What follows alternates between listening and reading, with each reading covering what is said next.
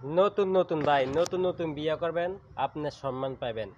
আপনি যখন পুরান হয়ে যাবেন, ওই টাইমে আপনার সম্মান পাবেন না।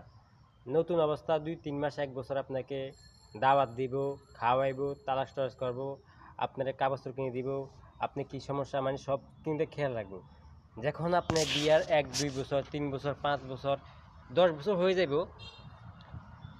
ওই টাইমে মনে করেন আপনার খোঁজ খবর নিব না, আপনার বাচ্চার খোঁজ খবর নিব না, আপনার ফ্যামিলির খোঁজ খবর নিব না, আপনি খাইছেন না খান নাই, আপনার শ্বশুরবাড়ির লোক আপনার খোঁজ খবর নিব না। নতুন অবস্থা যখন বিয়েটা করে আনবেন, ওই টাইমে আপনারা সবসময় খোঁজ খবর নিব 1-2 বছর লাগিয়া। যত 5 বছর 10 বছর হয়ে যাব, ওই টাইমে শ্বশুরবাড়ির লোক শ্বশুরবাড়ির লোক বিশ্বাস করেন আরও গিট্টা লাগাইব, সংসারের মধ্যে আইসা আরও গিট্টা লাগাইব।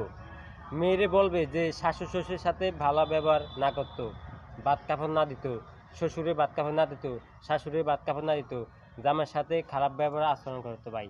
এরকম অনেক ঘটনা আছে যেগুলো আমার সাথে ঘটতে আছে। আমি সঠিক কথা বলতেছি ভাই।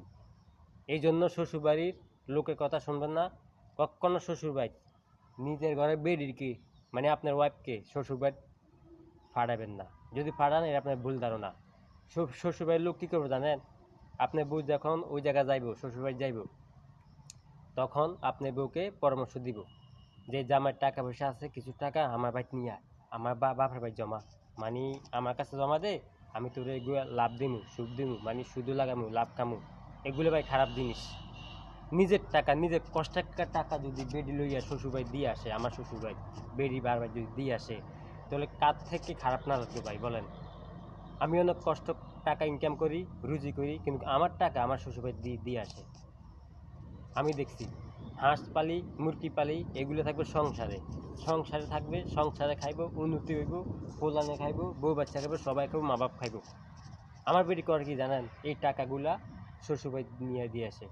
ভাই অনেক কষ্ট আছে ভাই। ভিডিও যদি ভালো লাগলে একটা ফলো, একটা লাইক, শেয়ার করে দিবেন। আপনার সাপোর্টে আমার এগিয়ে যেতে হইব।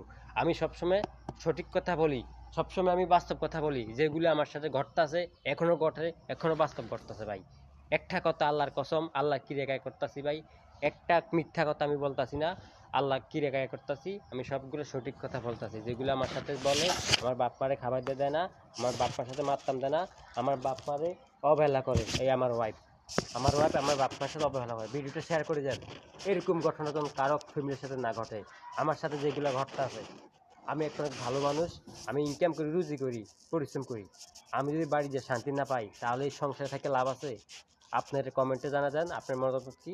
আর ভিডিওটা শেয়ার করবেন, আর সবাই একটা ফলো করবেন আমার পেজটাকে।